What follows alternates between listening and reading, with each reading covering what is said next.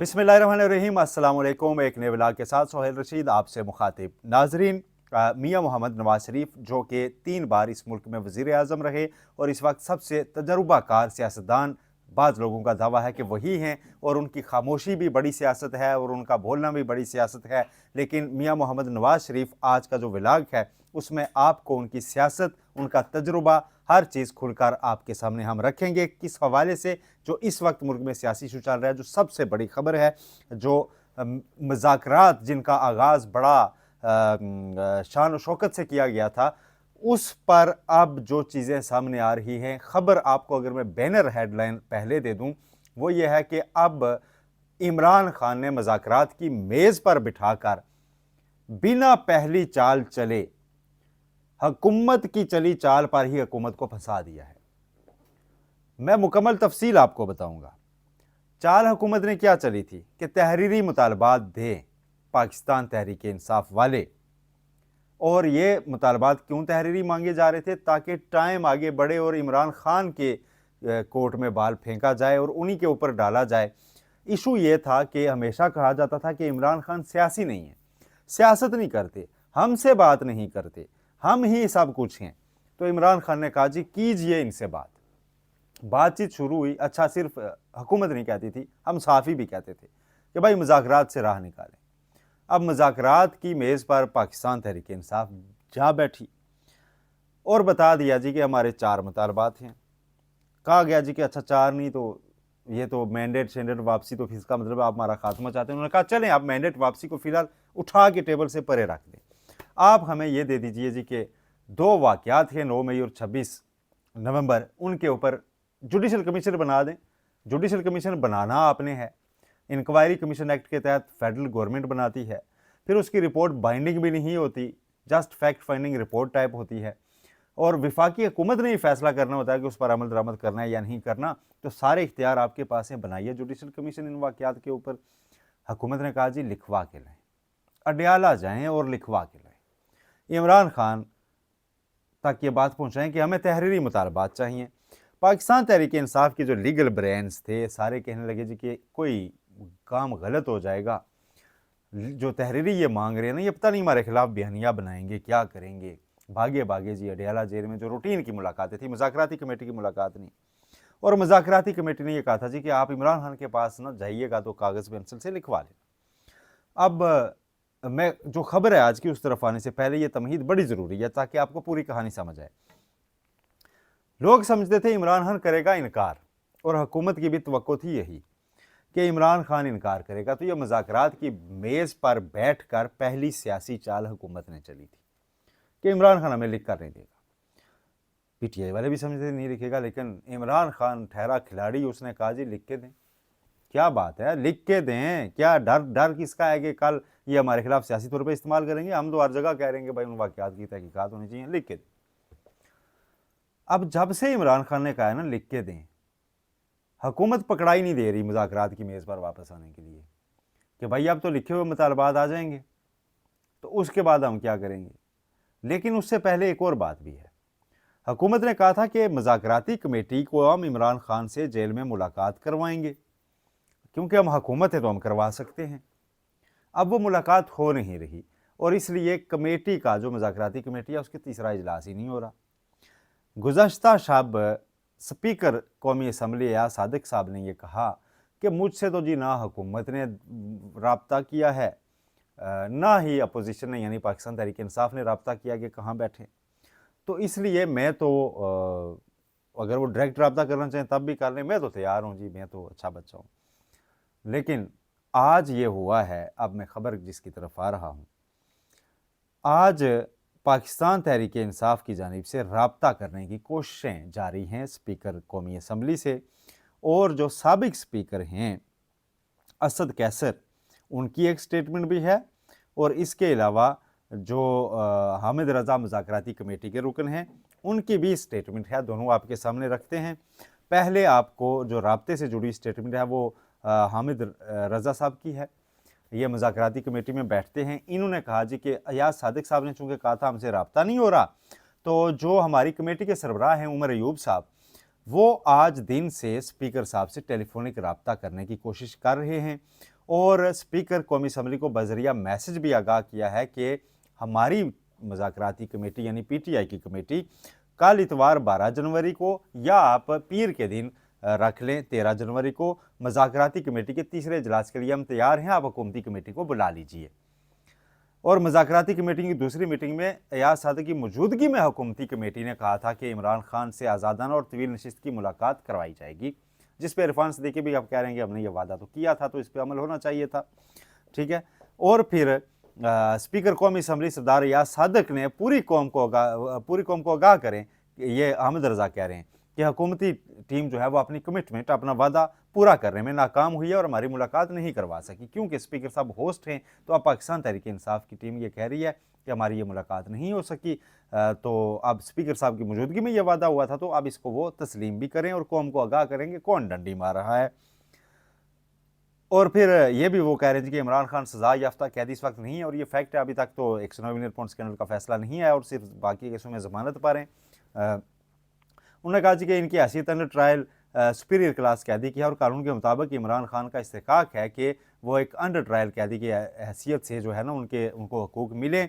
और फिर उन्होंने ये भी साथ वाज़ेह किया है कि इमरान खान ने जैसे कहा था मुज़ाकराती कमेटी की तीसरी मीटिंग के बाद भी अगर 9 मई और 26 नवंबर के हवाले से आज़ादाना और गैर जानबदार जुडिशल कमीशन की तश्कील ना दिया गया तो मुज़ाकरात का अमल मुअत्तल हो जाएगा। और एक चीज़ और उन्होंने ये कन्फर्म की है कि जिस दिन भी आप कमेटी का इजलास बुलाते हैं, कल या परसों, हम आपको तहरीरी मुतालबात दे देंगे। अब ये तहरीरी मुतालबात आ जाने के बाद सारी जो चीज़ होगी वो किस तरफ जाएगा मामला जी, कि हुकूमत की कोर्ट में। अब हुकूमत उन मुज़ाकरात को उठ के भागना, जो लोग कह रहे थे कि जी आप करें आप मुज़ाकरात, उठ के भाग भी नहीं सकती। और महज 2 बड़े मुतालबात जो PTI ने छोड़े हैं, मैंडेट की वापसी वगैरह वाला, 8 फरवरी की धांधली की तहकीकात, और सिर्फ वो इस 26वीं तरमीम की वापसी, सिर्फ वो 2 पे आए हैं कि जी हमें 2 मुतालबात भी बेसिकली, एक तो सियासी कैदियों की रिहाई का है, दूसरा कमीशन का है। तो ये 2 मुतालबात ऐसे नहीं है कि जिसके ऊपर हुकूमत के जी ये मानी ही नहीं जा सकती थी बात, तो इसलिए हमने मुस्तरद कर दी और एक इंतशार की दोबारा बुनियाद रख दी। अब हुकूमत चाहती है कि दोबारा मिले बगैर ही ये मामला टल जाए और किसी को पता ही ना चले कि क्या हुआ था और हम कि उन्होंने सबोटाज किया है कि इन्होंने सबोटाज किया, तो एक डिबेट नहीं छेड़ के तो अब गली से उठ के चला जाए, क्योंकि इमरान खान तो लिख के भी पीछे पड़ गया है। अच्छा जी, इसके अलावा आपको जो दूसरा बयान सामने रखना है वो है हामिद रज़ा, उसका अल्लाह भला करे, असद कैसर जो साबिक स्पीकर हैं उनका है। और उन्होंने बयान दिया है ख्वाजा आसिफ और मरियम नवाज़ के बयानात पर, जो मैंने आपको बताया ना जी कि मुज़ाकरात से भागा जा रहा है, और नवाज़ शरीफ का जो मैंने इंट्रो दिया था। अब मरियम नवाज़ साहिबा नवाज़ शरीफ के कहे सुने के बगैर तो बात नहीं कर सकती, ये तो हकीकत है ना। वो उन्हें ट्रेन भी कर रहे हैं पंजाब में सारा, और नवाज़ शरीफ बड़े खामोश हैं, और वो इस मुल्क में जी अच्छा कोई अगर भला चाहता है तो सिर्फ नवाज़ शरीफ चाहता है।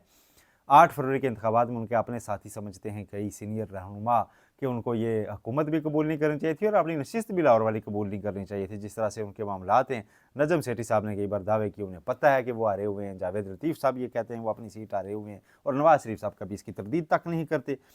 अच्छा, अब ख्वाजा मोहम्मद आसिफ जिस दिन मुज़ाकरात का आगाज़ हुआ, उसी शाम को उन्होंने शौकत खानूम अस्पताल को टारगेट करना शुरू कर दिया, ताकि इमरान खान की दुखती राग पे ना, उसकी वालदा का हॉस्पिटल है, उस पर पाँव रखें तब चीखें निकलें फौरी और ये काम ख़त्म हो। और उसके बाद मुसलसल बयानात देते हैं इस तरह के, जैसे कि मतलब ना कुछ भी नहीं है जी, और मुज़ाकरात से कुछ निकलना नहीं है। मरियम नवाज़ साहबा के लहजे में दोबारा सख्ती है। तो सवाल ये है कि क्या नवाज़ शरीफ साहब ने ये सिखाया है, या नवाज़ शरीफ साहब ने ये सिखाया है 3 बार वज़ीर-ए-आज़म रह के और सबसे तजुर्बाकार सियासतदान होने के, कि अगर कोई इंतशार की राह रुक रही है मुज़ाकरात से तो उसको सबोटाज किया जाए,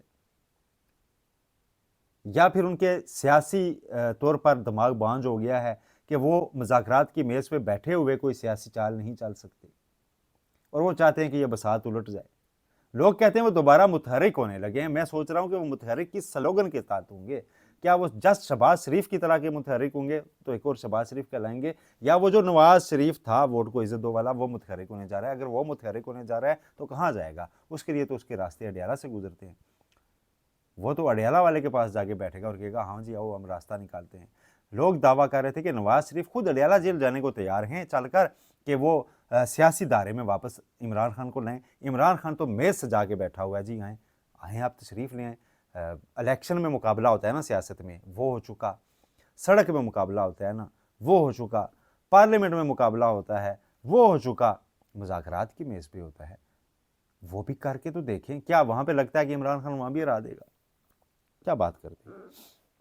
खैर, तो असद कैसर साहब ने यह कहा है जी कि ख्वाजा आसिफ और मरियम नवाज जिस तरह बात कर रहे हैं, उनकी कोशिश है कि हर मुमकिन तरीके से मुज़ाकरात को नाकाम बनाया जाए और फिर ये हम पे ब्लेम करते हैं कि इमरान खान सख्त ट्वीट कर रहे हैं। हाँ, उन्होंने साथ कहा कि हम मजलूम पार्टी हैं PTI, यानी 26 नवंबर को हमारे साथ जो हुआ और सारा कुछ हुआ, हमारे लोगों को सज़ाएं मिलिट्री कोर्ट से सुनाई जा रही हैं, इसके बावजूद हम मुज़ाकरात में बैठे हुए हैं। और PTI का इस वक्त जो पूरा तरीका है ना, ये सारा वो ये इस्टेब्लिश करवा रही है बेसिकली पाकिस्तान तहरीक इंसाफ उन तमाम सर्कल्स को, उन तमाम लोगों को, उन तमाम इस मुल्क के इंटेलेक्चुअल्स को कि जनाब आप कहते थे ना कि इनसे बात करें और सियासी राह निकालें। देखा, ये कुछ कर नहीं सकते, ये हमसे बात भी करने की पोजीशन में नहीं है, इनका इख्तियार नहीं है, लिहाजा इनसे बात करना फजूल है। और इसलिए मैं कहता था कि मैं काम बात करूं और इसलिए मैं सड़कों पर निकल कर तहरीक चलाता था। अब स्पीकर एयाज सादिक बड़े विजडम वाले आदमी हैं, उन्होंने राह निकाली थी और मुझे पर्सनली पता है कि ये मुज़ाकरात का आगाज़ जुडिशल कमीशन का जब यहाँ इजलास था उस शाम को किस तरह बैरिस्टर गोहर और स्पीकर एयाज सादिक की पर्सनल कम्युनिकेशन से इसका आगाज़ हुआ था। और अगर उस दिन ना होता तो कभी ना हो पाता, क्योंकि वो पहला दिन था जब मिलिट्री कोर्ट से सजाएं और PTI सख्त रिएक्ट कर रही थी। बैरिस्टर गोहर और स्पीकर ने इसको संभाला था, लेकिन अब मेरा ख्याल है बेबसी है। अब अगली बार मिलेंगे तो क्या मिलेंगे, वो कहेंगे वहाँ पर PTI वाले आके आपने हमसे कहा था जी आपको हम मुलाकात करवाने लेके जा रहे हैं, मुलाकात आपने हमें करवाई ही नहीं है। और मुलाकात जब आपने हमारी नहीं करवाई तो हम आपसे फिर क्या तवक्को करें, किस तरफ जाएं और क्या इसमें मज़ीद हम निकालें। तो ये अब तक की जो आज की एक सिचुएशन मुज़ाकरात की डेवलप हुई वो आपके सामने रखनी थी। 2 बयानात हैं और 2 दिन की पाकिस्तान तहरीक इंसाफ ने कह दिया, कल भी और परसों भी वो तैयार हैं, आ जाएं बैठें, लेकिन अगर आपने कमीशन ना बनाया इस दौरान तो मुज़ाकरात होंगे मुअत्तल और फिर इमरान खान देंगे नई कॉल्स।